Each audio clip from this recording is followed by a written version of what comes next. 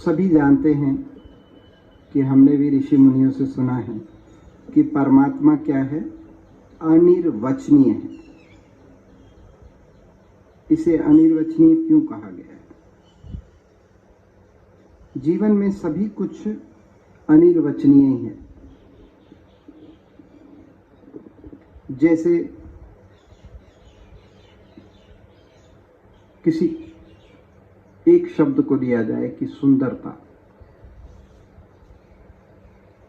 सुंदरता हमें दिखाई पड़ती है, लेकिन कोई पूछे कि सुंदरता का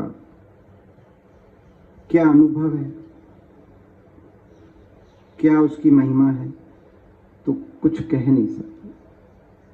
ऐसे ही बताया गया है कि प्रेम को भी हम फील करते हैं, लेकिन कोई पूछे कि प्रेम क्या है तो क्या कहेंगे? कहेंगे ये तो अनुभव करने की चीज है। और फिर इसके बाद ये तो बहुत बड़ी चीज हो गई, ये तो बहुत बड़ी चीज हो। जैसे कोई व्यक्ति कहे, किसी ने जंगल में कभी येलो कलर देखा ही ना हो, उसे पता ही ना हो येलो क्या होता है, शब्द ही ना मालूम हो अंग्रेजी का, तो वो पूछेगा येलो क्या होता है, तो हम उसे गोल्ड कहेंगे। गोल्ड को भी वो पूछेगा गोल्ड क्या होता है, तो हम कहेंगे जो गर्दन में पहनते हैं, हाथों में पहनते हैं। उसको समझ में ही नहीं आएगा। फिर अगर किसी ने कभी मीठा खाया ना हो, गोड़ शाकर खाया भी हो, तो भी कोई पूछे कि इसका स्वभाव बताओ, तो बताने में नहीं आता। और इन सब का जोड़ है परमात्मा, तो वो कितना अनिर्वचनीय होगा। वो तो इन सब का, सब चीजें इसके नीचे आती है।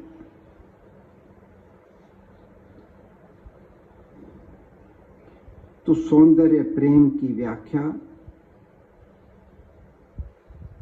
परमात्मा परम सुंदरता की व्याख्या हम कभी भी शब्दों में नहीं कर सकते। वो छोटी चीजों की तरह दिखाई पड़ती। फिर स्वाद है, स्वाद की महिमा हम नहीं कह सकते, मिठास की व्याख्या नहीं कर सकते। तो हमारे जीवन में कई लोग इसी प्रश्न में लगे रहते हैं कि परमात्मा का स्वरूप क्या है, उसकी व्याख्यान करो। उसका व्याख्यान हो ही नहीं पाता।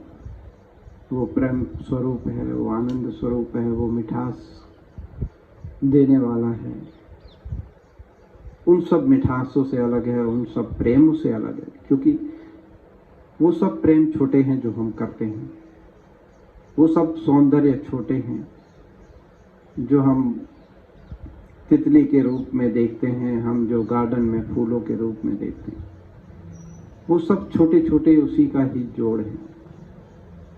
तो परमात्मा इतना अनिर्वचनीय है कि जिसे शब्दों में कहा नहीं जा सकता, जिसे शास्त्रों में ढूंढा नहीं जा सकता, जिसे किसी भी शब्द से बयान नहीं किया जा सकता।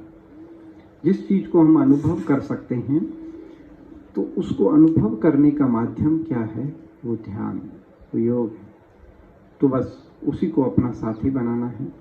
बहुत हमने सुना, बहुत सुना दिया, बस अब तो एक ही काम करना है, जितना ज़्यादा समय मिले उसे ध्यान में लगाना है, उसके रस को पीना है अपने अंदर, उस सुंदरता को अपने अंदर उतारना है। बस यही छोटा सा संकेत, एक छोटा सा दृष्टांत के अलावा और कुछ दे ही नहीं सकते। बाकी सब चीज़ें तो कई बार सुनते हैं लेकिन भूल जाते हैं, इसलिए सदगुरु हमें याद दिलाते रहते हैं। किसी न किसी तरह व्यक्ति शायद जाग जाए और उसके जीवन में सवेरा हो जाए। तो इन्हीं शब्दों के साथ हमें अपना ध्यान को बढ़ाना है, प्रेम को बढ़ाना है, आनंद को बढ़ाना है, सुंदरता को बढ़ाना है। अपने अंदर बढ़ाएंगे तो अपने अंदर परमात्मा विराजमान होगा। ओ